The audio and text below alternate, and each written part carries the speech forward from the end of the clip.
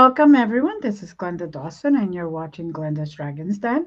Want to take this opportunity to thank you, really say thank you. I'm so grateful for everything that you guys have done for me, supporting me, sharing these programmings, liking, subscribing, and of course, remember subscriptions for me for my channel are free. So I do not charge for any content at this moment, and I don't plan to do so. So I'm hoping that you continue to support me by just sharing and being here and making sure that people hit the like button so that I can continue doing this way. Um, Tonight we have a great guest, who I've known for a little bit. Um, Not a minute, like people say, a little bit, a long time, no, a few years. And she is phenomenal author and a tour. She has a tour company or a couple of them. And you know what? I'm just gonna let her introduce herself and talk about herself instead of me trying to put words into my mouth and don't work. So welcome, Courtney. How are you? Hi, Glenda. Thank you so much for having me. And you're so sweet. You were doing a really good job with the introduction. I dug it. And that pretty much sums it up. I write books about haunted history. I run two tour companies. We're starting to sort of put them under one umbrella of the theme we're going with. And I spend my free time reading history books and talking to ghosts. And that's pretty much what I Okay, do. we're done. Yep, yes. Thank you so much. That's Thank it. you. All right, let's do the expanded version of this. The extended version. Yeah, so I'm Courtney McInvale. I'm originally from a little town called East Hampton, Connecticut. And I grew up in a house there that had a lot of haunted activity. And sort of part of my origin story when it comes to the supernatural and the ethereal and all of this was that when I was 15 years old, the haunted home that I lived in had so much activity that it warranted a call to Ed and Lorraine Warren, and they investigated my childhood home, and Lorraine really helped my family out a lot. And I always had an interest in the curious before and after that, but I was also embarrassed. And so I sort of led a more secular life after that. I didn't want anyone in my little high school to know. I went to college, didn't tell anyone. I got a government job. Now I tell folks that's the scariest thing I ever did. I much prefer working with dead people. You know, so I got a government job, and then I was not digging that. I was not digging the lifestyle of being in a cubicle, commuting, doing the 9 to 5, living in a city. And I really was missing just being surrounded by nature and history. And I also still had this curiosity in the paranormal. So I took a job through the government that would put me in Vermont because I thought maybe the change of scenery would really help, because at that point I was in Washington DC, and it's just such congestion and so much happening. And so I went to Vermont, and in many ways it was better. I got to be near my sister. I got to be near the woods, but I still wasn't digging the work that I was doing. It just was still not meant for me. And I wanted to be writing and doing something. And I met this woman in Vermont. Her name's Thea Lewis, and she had a company called Queen City Ghost Walk, and she wrote about haunted history. And I went on her tour, and I was just like, oh my gosh, this woman is amazing, and she's living my dream. And so I asked her, I was 25 years old. I asked her if she would chat with me about how she got started doing all of this, and she was so kind, and she did. And we had lunch, and she introduced me to her publisher, and just gave me just basically this motivation. And the next year, in 2013, I quit my government job. I went back to Connecticut. Yes, this was much to my mother's dismay, Glenda. I see your face. My mother had the same face. She was like, uh, salary with benefits for like you don't know what, Right. like there were alarm bells ringing. And I did it anyway. And I look back at that time with mixed feelings of like, what was I thinking? I put myself through so much struggle and doing things the hard way, but then also I wouldn't change it in a million Yeah. years. Yeah. I started a company called Seaside Shadows Haunted History Tours in Mystic, Connecticut. And I was researching all this nautical history and of the old sea captains and the ports there and the American Revolutionary War and all this stuff. And I wrote Haunted Mystic and developed my tours. And then over the years, that's just expanded. I started writing more books about Revolutionary War ghosts in the area. I added a graveyard tour. We started encompassing more of the old shipwrecks and steamboat stories in the neighboring community of Westerly, Rhode Island. And we are still operating there. We had our 12-year anniversary this past October. I have an amazing team of guides and storytellers, and we host public investigations sometimes, and it's just been wonderful. um, but we expanded this year. See, this is my long version. Yeah. um, in the COVID pandemic, I couldn't operate for a few months. Hmm. I really had to start thinking about how I was going to connect with people if I couldn't be there dynamically in person, giving them tours and telling them stories. And that's what I love doing. So I started creating little virtual series where I would go to cemeteries and share the stories. That's always what I want to do, is introduce you to these people of the past, show you the relevance of history, make you fall in love with them, and feel the impact of what they've done on earth before us. Hmm. And so I started doing that with these little video segments, and I had this really weird dream one night of these Civil War soldiers that I had no knowledge of, never researched, nothing, who kind of said they needed their story told. And I found these two brothers' graves not far from where I was living. I realized it was them.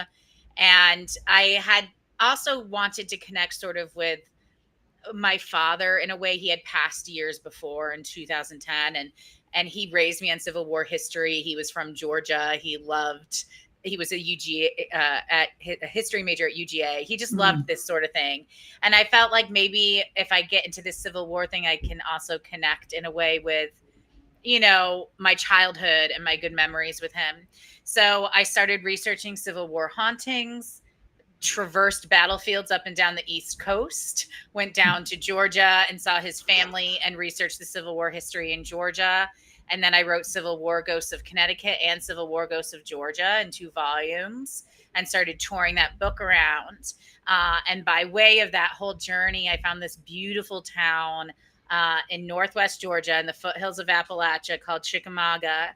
And it has the second deadliest battle in the Civil War, but also the first national military park. It's just surrounded in beauty, but also in history and tragedy and legends and folklore. And unlike all these other beautiful sort of towns like Gettysburg and Antietam, there was nothing here in the tour landscape that Right. was promoting what happened here in Chickamauga. So I sort of felt this calling to do that. And so this year in 2025, just in September, we launched Southern Shadows, the sister Mhm. company to Seaside Shadows. And I started giving tours. We call it the Haunted Heart of Chickamauga Ghost Tour. It's been really, really fun. We've had some great guests, and we opened up our first storefront right in downtown Chickamauga. So we're just having like an absolute blast with that. And now I get to sort of have the best of both worlds and have ghosts from all periods of history in both parts of my life. And that's basically what I've been doing. Sounds like you've been having a lot of fun. Yeah. So, now you said a little bit about your father, bringing you up into the Civil War uh, theme. Let's just say Yes. that. Yes. Yes. And now, was your mother also a Civil War? No. Oh my gosh. I'm My sure she's mother and probably running the father. other way.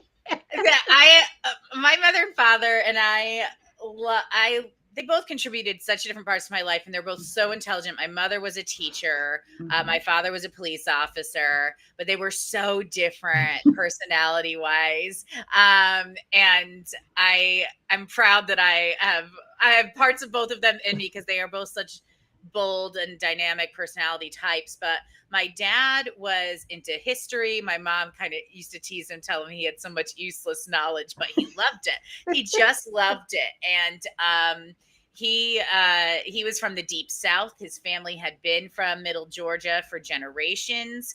He very much had, unapologetically, so that wouldn't go over in this day and age, but he's been long past, a very good old boy mentality about his Southern heritage and ancestry and the Civil War. And sort of, he raised me in Connecticut because my mom's from Connecticut. Right. He met her when he was in the Navy and he was stationed up north. And she was like, I'm raising my kids up north. I'm having my family up north. And so he was a fish out of water. But she felt strongly about where she raised us, and I'm glad she did. I'm glad I Mhm. grew up where I did, but I'm also glad that he instilled in me sort of the history. Part of what he wanted to contribute was, hey, my family, my heritage that they might not know about being in Connecticut. I want to make sure they know about it. So my mother came from Irish and German immigrants who came after the Civil War, generally, or around that time. So they weren't really involved in the conflict. But my dad's family, like I said, had been in Georgia for generations. And so my bedtime reading stories from my dad were Southern history books. He would have me memorize the faces of the generals. He would cover their names and test me, those sorts of things. I learned how to play chess on a Civil War chessboard with him. And so for him, it was important. My mom would just kind of be like, oh, like that she would roll her eyes. That wasn't what she was going to be. She was going to be reading me children's books and lullabies. Right. And my dad would come in with the history book and like, who's this? Right. So I ended up weird, no surprise, but that part of me will always be there. And, when I was younger, I used to be like, oh my gosh, I don't know. But now I'm like, you know what? Like, that's a memory that no one else has. And I Yeah. love it. Right. And also, him being a police officer and all that Yeah. instilled that investigative part in you.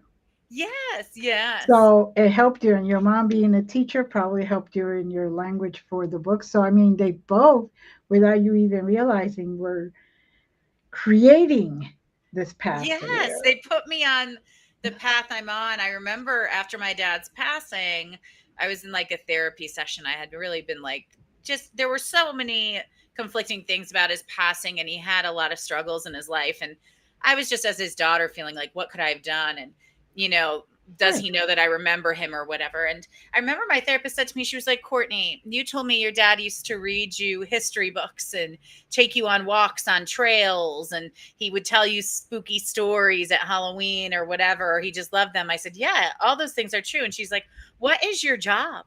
Like, what are you doing in your life? Like, that's him with you every day. Right. And I was like, oh my, like, it was like this light bulb moment. And Mm. I love that. And, and on the flip side too, like, my mom is my biggest fan. She is not the history person, but if you walk into her living room, all my books are on display, like in her living room, like front and She center. should be. She has her beautiful artist. She's an artist too. She has her Mm. decor everywhere. Everything she paints, everything looks beautiful. And then there's my history books, like, right in the middle. She's just so proud and always my biggest fan, and like has championed me even coming to Georgia. That was hard for her, leaving where she was, Right. but she's been, just so supportive, and just came down here recently and saw the tour. And I'm just so grateful for both of their unique presence and making me who I am. I could just see your mother though. She's walking in with a book, and your father, Yes. and she's like, "Oh, okay, I'll leave. I Yeah. can't take She'll always say to me, she's like, that wasn't me. That wasn't me. it." I know. And there's videos too. Like, I found these old home videos that one time I was like converting them. Now I sound old, but at the time it was cool to convert VHS to DVD. Right, And so right. I was doing that as like a Christmas present for my mom. And you can see in the videos that she's reading my sisters and I these like Dr. Seuss and these children's books. And she's a teacher. She knows what she's reading Right. us. And then you can see like when my dad did bedtime, like the Southern history book on my little Minnie Mouse bed. And it's just so funny. Yeah. Oh, I could just imagine. So tell us about what exactly do you show in these tours, and about your books. I know you just said the name and all that, but tell us a little bit about your books and where could people find them, even though the links are going to be in the description. Yeah. But you know, Yeah. So on my tours, what people really can expect, I'll start with that one, okay. is generally a 2 hour walking tour experience. Whether you're with me or one of my team members, we call it a blend of history and mystery. So we're going to walk you through the town and show you some of the sites that you might walk by every day, but we're going to tell you, hey, that's what this building used to be. This is some of the dark things that happened here. These are the people who lived here, or here's a mystery that's surrounding this building. And then we tell people about the legends and folklore that have developed over the years, from way back in the day when the legends developed to modern day. In our graveyard tour, we make it a little more personal, where we really try to introduce people to the the person who's interred where they're standing, their Right. story, their hardships, their life, everything like that. And then on tours, what we do throughout is give people EMF, electromagnetic field detectors, things like that at different places to try out, educate them on trying to connect with spirit via devices. How do we do that? A little bit of the ethics of ghost hunting. If we're going to communicate, how do we do so nicely?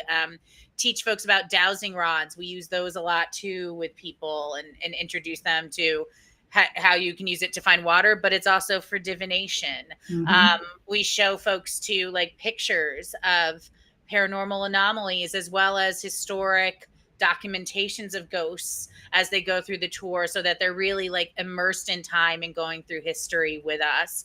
And it's generally on both Mystic and Chickamauga. Our tours are about 2 hours, and in Westerly as well. And then in the books, it's basically that, but like on steroids. So I love talking. You can tell already, but I especially love talking about history and the people that I write about. And so a lot of these just take a really deep dive into the battles, the people, the circumstances of their life, how that legacy is left behind, and how people may feel that in these spiritual ways. I don't try to make it like this devilish, dark, demonic thing, because I Right. don't believe that that's what this is. I believe we're connecting with people, or we're traveling in some way through a time slip at different places. But I want people to like really feel like, hey, this connection with those who came before, and feel like they can go forward leaving a lasting impact as well. And that's what I try to get across in the books, and hope that my passion for the people transfers out. And so the books and tours can be booked on both my Mm-hmm. tour websites, seasideshadows.com and southernshadows.com. We're working on a new website right now, called Heartbeats of History, which will encompass both, Oh, because I always beautiful. tell people that's kind of what I feel like we're doing here, is like feeling the heartbeats of history around us. And then there's also my author site, which is my name, CourtneyMcInvale.com. And I try to update that. I'm not as good at updating that one. But that usually has like book talks and that on there. Good, good. So, tell us about your first book. How far deep into them did you go? Can you hear Did me? I lose you for a second? No, we're good. Yeah, you Yes, did, I can hear you. but that's I can okay. hear you. Your words weren't matching, and I was like, oh no. My first book, is that what you said? Yes, your first book. Tell us about your first book and how deep did you go? Because I know that a lot of people just write about the battle and the main characters on the battles that we know. But I want to hear, because I know that you write very special books. So. Yeah, some people, I will preface by saying this. There are people who think I do too much of the history. I will die on that hill though, that in order to appreciate a spiritual connection or to understand what the importance of our predecessors and our ancestors, you need to understand their life and their hardships and what they've endured. And so Mhm. I would like to paint that picture because I want you to understand them. If you know what they went through, you understand why they made decisions, you understand why that impacted people, you understand why we feel them and how we're alike. So my books will tell you, yes, some of the big things that happened in these big battles, just so that you can ascertain what's going on, because I tell it to you from my perspective. When I go out to the battlefield, I talk to the park rangers, I look at the maps. Tell me where someone stood, tell me where they moved, tell me why does this matter, why did all these, don't just tell me all these people died on the spot, why, you know. Right. I want to know those things, and so I try to convey that in my books from my perspective. But then what I do after I go through the battles and the sites is I take a small glimpse. I pick a handful of people, a handful of soldiers, all the way from generals to just privates, Hmm. and I talk to you about their life. I tell you who their parents were, their siblings, their spouses, what they were before the war, what happened to them during the war, letters that may have been exchanged. I really want you to see them from a personal perspective rather Love that. than just this, yeah, he was this person that fought in the war, but who cared and why, and why are they like you and like me, and why did their sacrifice matter or their decision. And so I try to go into a very personal outlook in my books, so that you get both the big picture and just a fraction of the microscopic picture as well. I love it. I love it because, like I said, I know that a lot of people just write about the battle or the area, but I love how you do go into some a, a section of them. The We stories. learn who they are. Yes, Those are the yes, things that don't get really written anywhere. That, yes. and I'm sure that I'm sure at some point you have ran into family members somehow, descendants Yes. of that family branch, and I'm sure it brings a very different energy. It does. I used to work at a home of an American Revolutionary soldier, and in Connecticut, and I loved giving those tours. And I probably, like, some people wanted to know about the architecture of the house. I wasn't so good at that part, but I could tell you about everybody who lived in it and their lives and their loves and what they wanted to eat and who they rode to. Like, I could go on about that and introduce you to them and all of that. And I remember one time, one of the descendants, it was so he was a revolutionary soldier too. One of his descendants, he was an older gentleman, and they were doing like a family reunion, and they had heard about how I did the tour, and they wanted to get to know about their ancestors. So they requested me to give them the tour so that it would feel more personal, and they knew that I for these soldiers and their stories, Right. and just being able to bring to life for them their family and see them have so much pride in who their family was. Those are things that, like, I will always remember and I love to hear and see. And as much as it's important for those, I always remind people too, there's a lot of people whose family lineage ended because of Mm-hmm. tragedy. Yep. Like the soldiers that were in my dream, those two brothers had no descendants. So I always feel like that story is equally important so that they Mm-hmm. don't get forgotten. I went to both their graves because I felt like no one has probably visited these boys' graves since 1865, whatever. And Right. I just said, you're still remembered, you know, and you're still loved. And I feel like that's something we all next want one day in the Yes. realm.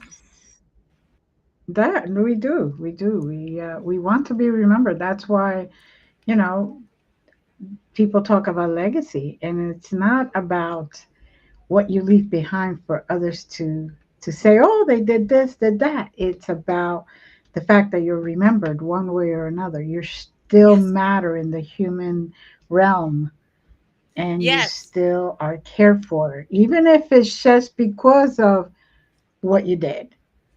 But Right. But it's your still impact, who you right. were, mattered. Exactly. You made a difference to someone, you know? And the sacrifices you took, There's a right? Disney movie. Yes. I was going to say there's a Disney Yeah. movie called Coco. It's about dead, and it sounds cheesy to reference like a cartoon, but in it they do this really beautiful job of showing in the land of the dead that people who are remembered are the ones that get to come back.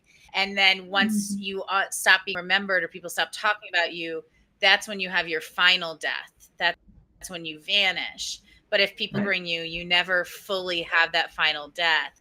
And so I always feel like in a strange way, that's what I'm trying to do is make sure that they are remembered in some capacity. They never fully vanish from, you know, our care and our world because they deserve more than that.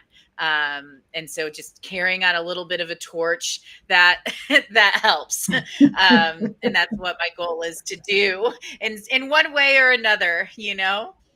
Hmm. Hmm. Now, I know you've been to Gettysburg, and Yes. because let's face it, what paranormal investigator has not? Yes, yes, We yes. have, and And that's I've had like the on the privilege of giving. checklist. That's like on the checklist, Yeah. especially on this side of the country. You just Yes. gotta. Yes. I mean, it's the deadliest battle in the American Civil War. So, Right, yeah. right. Now, when I was the few times I was there, I still remember very vividly. I'm driving around 6 o'clock in the afternoon or in the evening, just riding around at that point because I'm like, I'm tired, but I want to see the rest of the, the whole area. And all of a It's sudden, huge. I'm stopped at a stop sign, and I see this one soldier just right here by my window looking in. Okay, after I jumped, screamed a little, and then it was okay. Have you had any type of experience like that? Just like at Gettysburg specifically or in No, general? anywhere, but I'm referencing Gettysburg because that was my experience. But I go Yeah. everywhere. You know that. So. I did have, so I had one experience at Gettysburg, and it makes me think of yours. Um, it was by the Eternal Flame. You know where that is on the Hmm. battlefield? And so it's just really cool. Basically, it's kind of like where Kennedy is buried, and the Kennedys had this built here, but it's like always lit, and it's at the site of where the first um, day of battle happened at Gettysburg. Were day Hmm. one because it was a 3-day battle, and my husband and I were going to take pictures of the Eternal Flame because back before COVID, you could actually go into the battlefield park till like 10 p.m. at night, Yeah. and it was okay. Yeah. Like you weren't breaking the law, right? Right. And You were not sneaking in. right. It was things changed, and now it's very sunset based. Right. But Right. back in the day, you could go to like 10 p.m. or so. Hmm. And so I remember it was like in the 9 o'clock hour. We were cutting it close, but we had time, and we thought, oh, it would be really cool to take a picture of this at night. And so my husband was testing out this new camera we got, and he goes to the flame. I was standing by this area where Iverson's brigade was, and they actually became part of the first ghost story ever in Gettysburg because he made this terrible call that led all his North Carolinians to die. And people started seeing them rise up out of Iverson's pits, the farmer on the land. It Right. was one of the first documented Gettysburg ghost stories. But I was standing where like the general would have stood, but I didn't really know about this story yet. It was one of my first visits. And I knew Marty was on the other side of the eternal flame. We were the only two there. And I saw this man all of a sudden walk from like the tree line toward the sign. And he had dark hair and dark eyes. And he looked like hard, like my eyes were trying to adjust in the dark. And then I was like, oh my gosh, like he's in a uniform, but he looked like very much like real.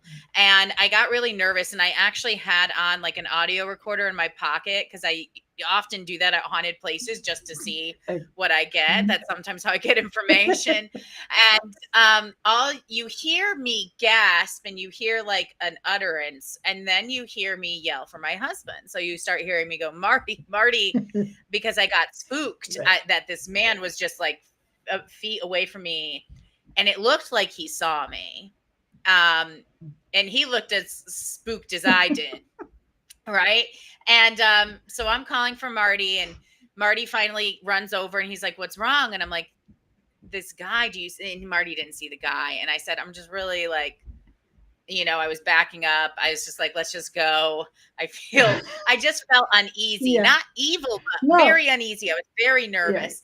And so we got back in the car. We had rented a car on this trip, and you know how like these modern cars, like I call them babysitters, but like they tell you like with lights and Yeah. sounds if something's near the Right. car or whatever the case is, right? So we get in the car and we're going to like leave because I'm just like very panicked. I've still got my eye on the guy, even though Marty can't see him, and the guy's following me to the car. Not again, not meanly, but No. curious, Right. upset looking. They could We're both see you. confused, You could see them, and they're like, right? wait a Why is this second. lady in trousers Right. standing out here? I don't Exactly. know. Questions. So I, get in the car and we're backing up and we start to drive, and I could still see him next to the car, like looking at me, like trying to figure it out. And the thing on the car started dinging that it Mhm. detected something there and like detected a presence. And Marty even saw that too. And it's not that he didn't believe me, but when he saw that, he was like, Courtney, what the hell? Right? Like, and I was like, I'm telling you, it's the guy, right? And so I was very just sort of shell shocked by this whole experience, but I'll never forget it. And then I want to say 3 years later, when I was researching Georgia, I went to write about Iverson's charge. Because Iverson, even though he had North Carolinians under his charge, was from Georgia. Mm. And so I was going to write about him and his story of how he got there and made a bad call and how his wife had passed away, and just sort of his whole life. But I was writing about him, and then I thought, I wonder if there's a picture of him that I can put in the book. So not everyone had portraits made, but Right. generals usually did. And there I find one picture of him, and it looks exactly like the man Ooh. that I had seen at that spot years before. And I think about that sometimes, that like we saw each other, and that's too, people are like, oh, is it an active haunting? Is it part of Iverson's haunting? And I said, I don't think so. I think that's part of that time slip Yeah. theory where we're in an area that has had such huge energy that like for a moment, like time is broken, Yeah. and I think that that's what happened that night. And it's one of the spookiest I agree. Gettysburg, but I'll remember it forever. I agree. When I was in my car driving and I saw this right there looking in, I'm like, and I had my friend over and I was like, can you see that? And she's like, Yeah. yeah.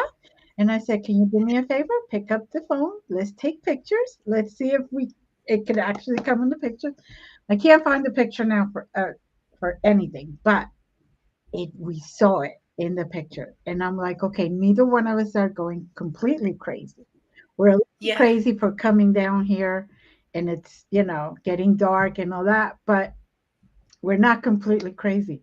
And it was like he could see us and wondering, he's looking inside, like he's wondering, like when you look at a car that you like and you look inside, you're trying to see what the dash is all about and what the seats Yeah. look like and all that. And I'm like, nobody has ever told me they've had that kind of experience, and it's really weird. That's That it's so similar. Yeah. it's it's really weird that I know that the area has a lot of energy, so that Yes. timelines cross there for sure. Yes. So Yes. they're riding in horses or walking, and here we are, driving around that takes us 10 minutes what they used to take them half an hour. Here, Yes. so And Gettysburg is really interesting if you look at it even from their perspective. mhm, They, in Gettysburg specifically, the soldiers who we are correlating with our right. experiences recorded that they saw ghosts from another time. Hmm. Um, so one of them that stands out to me is there were all these soldiers from Maine, and famously there was the movie Gettysburg, where this guy Joshua Chamberlain is played by Jeff Right. Daniels, and they show this very heroic sort of scene where they hold Little Round Top, and that's true to history, right? Hmm. But in the actual in the actual Right. history, the guys from Maine document that they saw the ghost of George Washington, who was at a war almost 100 years prior to Oh, theirs, long dead, on a white horse leading their charge. And they said that was their general they were following, that they saw him vividly and alive wow. leading them to this moment. And to me, Woo. that just shows the power of all of this. If they had that and then we see Yeah. them, these timelines there really are at a convergence. And I do believe it happens more at places that see an extreme amount of death, Yeah. because all that energy comes there, all those souls, and Right. that creates a power, Hmm.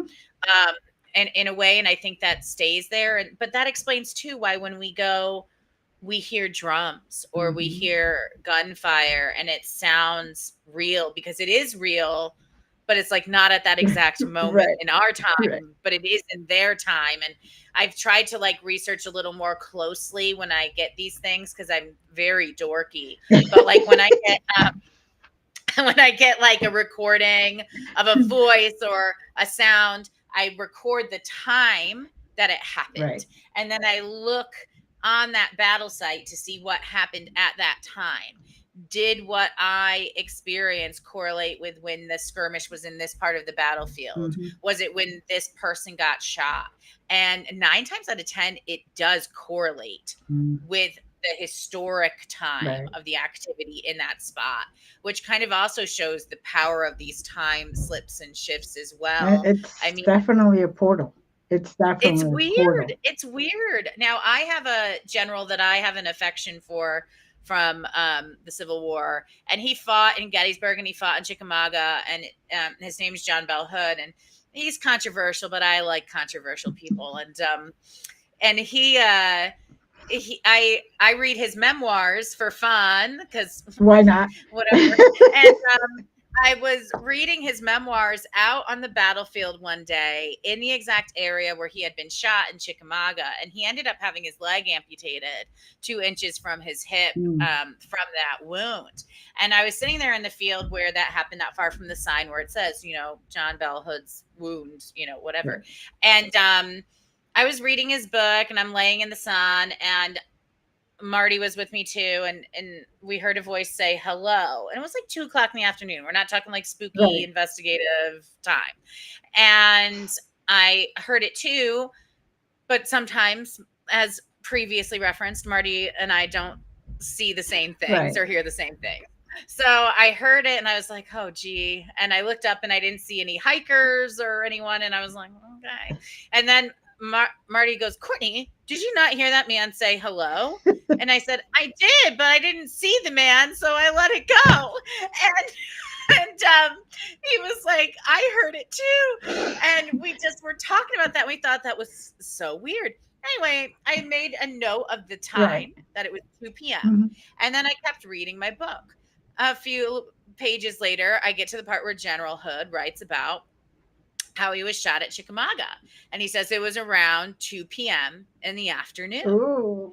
And it was in that spot where I was. So those are the things where I think something's on with this time Yeah. thing. Like if we are in these portals essentially at the time where Mm-hmm. something happened, the activity is elevated, Yeah. you know? Mm-hmm. It's very good, very good theory because think of all of the energy that was created by that very bullet, Yes. right? And all the Yes. pain he had, and all the struggle, Yes.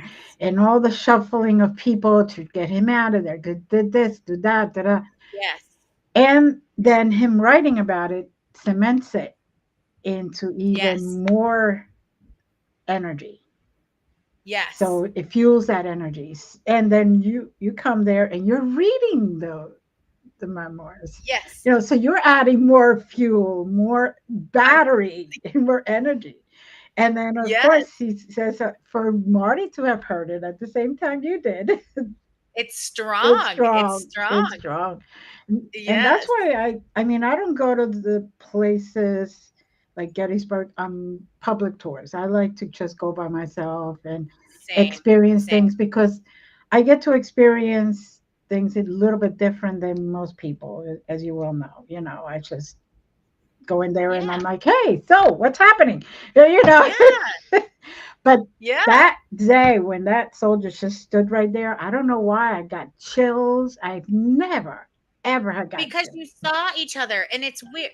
That's so rare, even for me, like when I have paranormal Yeah, experiences, to know that they see you, you. yes, because That is so like unheard of. because You no, know what I yeah, mean? and actually see them. Is normally you get a Yes. recording or you get an answer or you get one of those Yes. little balls That that flickering or whatever. that could be evidence they hear you, but when you see them see Yeah, you, and you're uh, like, hello, and they say hello, and you're like, yeah, oh, like, yeah, uh, yes. I remember once one of the things I do too when I investigate historic sites is I introduce myself. right. Um, but I always introduce myself as if I'm in their Right. time. So I'll say, hello. My name is Courtney McInvale. I hail from Connecticut. I do have family from Georgia. I'm here to help. Is there anyone who needs help? And for me, that means like to communicate or their story or Mhm. something. But it also, if they are in that moment and they hear something, and I see how like fractious that timeline Right. is, I don't want them Right. alarmed. But I did that once at Gettysburg again when it was still legal to It's the go in the day, evening. yeah. I was on the wheat field, which is where I really have gotten a lot of powerful encounters, Mm. at least on a personal level, Mhm. on that part of the Gettysburg battlefield. And I was there and I asked if anyone needed help, and I could feel like physically feel hands on my legs Mhm. as if like someone was Trying to laying go. there and trying to Yeah. grab Right. my legs to let me know that they were right there. And that startled me, but the real feeling of it was just like again cemented for me that Gettysburg is this time flux sort of Right. And timeline is thing, just you know? there is no time Yes, there. I really feel that time has goes around it, but not there. yes. It like it's a bubble. Yeah. It's a bubble. It is a bubble. Yeah. There are parts of Chickamauga where I'm discovering the same thing and I'm Ooh. I'm learning, Ooh. I'm learning which parts and which places, but like usually I'll be out walking around taking pictures, talking, but then all of a sudden I'll hear and see or feel watched like during the government closure all of the national parks were closed, but you could still like hike on the Right. trails. And I was hiking down at the bottom of this hill and I could hear someone whistling behind me, like foot and step. And I had heard that people heard music from the soldiers in this spot, and I always gravitated to that spot, but I hadn't heard it. But then I was walking alone with the dog, the sun set, and I could hear the footsteps and the whistling. And so I'm starting to learn, the parts where these people are still very much here. Mhm. And when I was researching Chickamauga, I found an interesting theory as well that I wasn't aware of with Gettysburg, but the Cherokee tribe used to live here in Chickamauga. and they started reporting paranormal activity, and then the Civil War exacerbated Right. it, and they called Chickamauga the River of Death because of all of this. But they reported that they believed that the reason it was so haunted were the cave systems, that all the caves underground and in the Mhm. woods and the springs, the natural water springs, were, I mean, the Cherokee said this was a portal. You don't go in the caves or into the springs because you will be transported to another world or another time. Mhm. And many of their stories link to that and them seeing both futuristic and past elements. And so I started wondering too if the cave systems aren't part of this. It's not only just the time and energy, but the geography, that Mm. there's something in the earth, and the Cherokee really believed that. And I think there could be something to it. Well, I am big believer underground springs do bring somewhat of a time um Hmm. crossing, timelines Yeah. crossing. I live in a house that was registered in 1900. I don't know how long before that it was actually built, but the register in 1900. And in my backyard, there's a lot of underground streams. Yeah. And when I walk from my porch to all the way to the line, to the property line, I could feel shifts. Yeah. It's like really noisy here, and then all of a sudden I walk 15 feet and it starts to get very quiet, even though technically it should not be that quiet. Right. But it's Right. like I walk into a whole different other thing, and I'm like, okay. And so when I first moved there, of course, the old houses always called me. When first sat there, I sat all the way in the back fence, and I sat there and I could feel people talking to me. I could hear it Yes. and feel it. And I'm like, okay, good. I'm in the right place. This is home now for sure. And even my daughter, when we first went to look at it, she's like, there's two kids in the garage on the second floor. Yes, I know that. Oh, okay. We're okay? Yeah, they're okay. All right. And they're running around the whole house, my kids. Oh, look at this, look at that, look at this, taking pictures. And I sat on the first floor in what uh, I would say would be the parlor at that time. I would sit there and just sit in that wooden bench that opens up, and sat there and I started to say, okay, I'll try to bring your home back to life. Yes. And all of a sudden, everybody else that would go look at the house after I said that, they would get scared and get turned away. So I'm like, I've got chills. Yeah, they wanted you. They picked yeah, you. yeah. And I'm like, and then I used to say, I don't care who you are. You can stay here as long as you don't bother my kids. Because I don't want them to Yeah. be awake in the middle of the night or anything like that. So Yeah. I told them basement and attic, because I have that type of attic, the old fashioned attic, not the one Yeah. that you pull down, actual steps. You Yes. could still make rooms like a whole house up there. So I told them attic and basement, those are yours. First floor and Yes. second floor, ours. Ugh. And every once in a while They listened. They there listened. is every once in a while somebody who crosses by and stirs things up, and I'm like, okay, you got a choice. Adorable. You got to go up or get out, and this is your last warning, That's because that's so it's funny. not going to work otherwise. But if you communicate with them and are real with them, they do respect that. I Yeah. always tell people that. Like, you don't have to disrespect or No. yell or demand. No. Like, just just talk to them normal, It like it's respectfully. like, You'll get so much yeah, more. it's like when I went to Conjuring House for the big Yeah. ghost investigation event. Saphis was there, John Saphis. Oh, I love So, him. I was just talking to him earlier today. I ah, love say, him. tell him I said hello when you do again. And I was there, and I before I walked in, I was like, "Can I come in? I'm not going to Yeah. cause you harm. I just want to know about You're this." asking. Yeah, Yeah. it's respect. It is. It is. That's all you Yeah. need. I mean, I always tell people you catch more flies with honey. Mm. I mean, my husband teases me because when I go out to these battlefields and haunted places, I'm like, you can hang out with me. You can come. You just got to be good. And he's like, oh my gosh, we don't have enough room for all these all these people, Courtney. And I'm like, well, I don't want them to feel abandoned. So they can hang with me. He's like, we don't even have enough room in this car. I just envision them all like crammed in there, you know. So funny.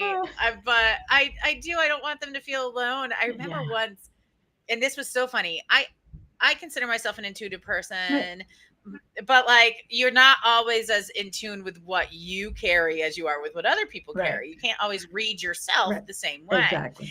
And I went to a tarot party thing that my mom had with all these ladies at her house, and she had hired, you know, someone, and I went, you know, I didn't have to work it, so that was nice. And I went, and she was like taking turns with everybody Right. to do like a private little whatever. Hmm. And I don't even remember her name, but I remember I walked in the room and she was like, "Oh," and I was like, "What?" And she was like, "You have like 50 or 100, you have like an entourage with you." I was like, "Oh, yeah, that. We do that. Like we go everywhere together. Like don't worry about that. Well, the It's best, my friends. yeah. It's my posse." They're the ones that make sure I don't get hurt. Yes, yes. Like they are like when people like do me wrong, I always think of them in my head. I'm like, well, they're not gonna let that like Flat. stand. Nah, Yeah, nah. yeah. It's gonna catch up to you, and it isn't by my hands. Just for the That's record. right. That's right. I won't have to do a dang thing.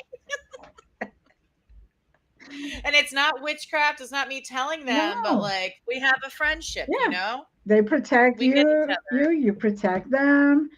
It's a Yes. mutual respect thing, Yes. and they Yes. know people who really care about them versus people who are there to make a profit Oh, on them completely. for sure. Like For you, sure. even though you do tours, you care about the area, you care about the people there, you care about the Yes. ghosts, the entities that are there. Yes. Versus Yes. a lot of people, they do that kind of stuff, but they don't have the passion that you're doing, I Right. feel. And And I tell the spirits, I'm like, listen, I've got to pay bills. I'm still on this side of the yeah, veil, you know? yeah, But I'm never gonna exploit yeah. you. I'm never gonna like take advantage of you. I want I want to do this for you, but in order for me to do it, I have to make a living. So I am able to intertwine it. But in a way, I feel like, you know what? It does impact Hmm. people being part of the tourism industry.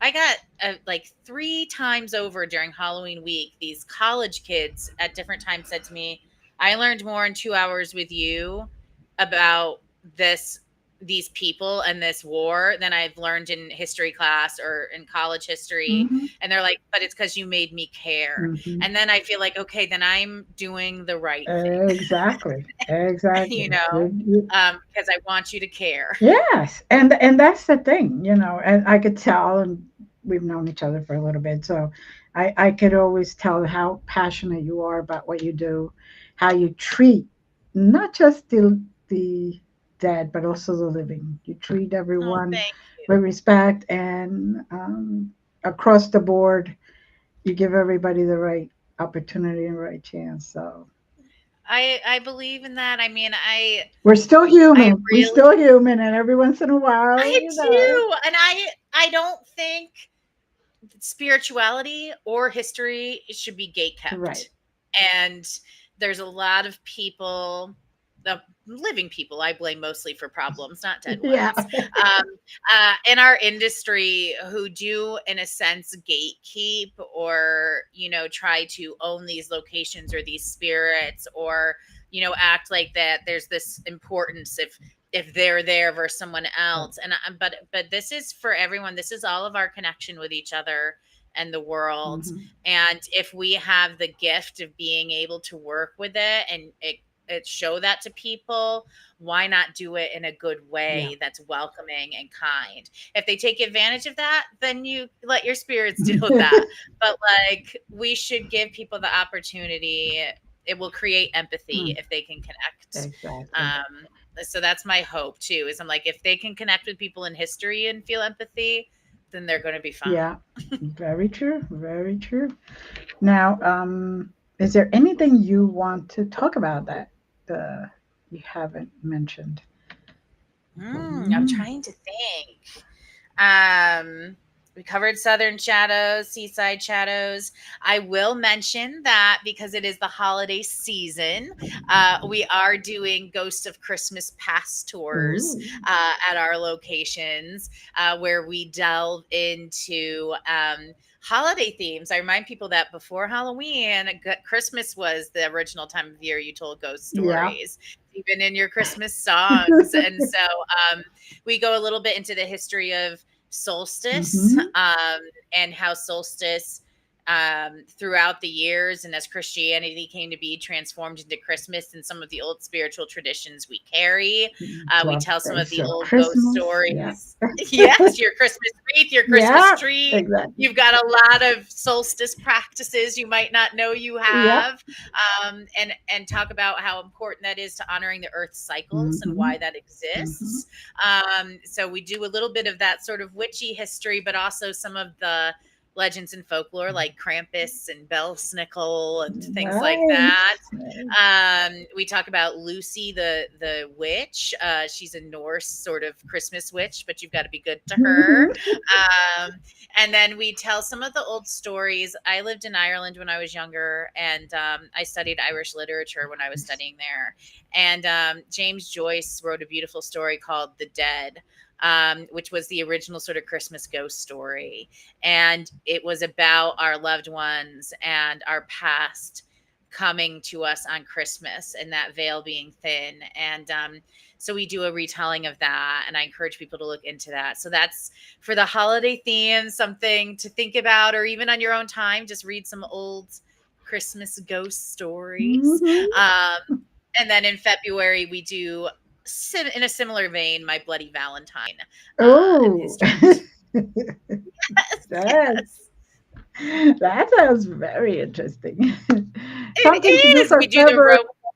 Yeah, something to do for yeah, we February. do like the Romans. They had Lupercalia, which was like their I want it's basically a sex festival, but Right.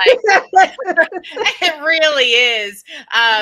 But it's we talk about that and how this ancient way of like, finding each other and how we've evolved as humans, but how we still operate Valentine's Day when this Yep. festival happened where you were like slapping the woman you wanted with a sheepskin while no one's wearing clothes. Like it is adapted from this really brutal, crazy holiday.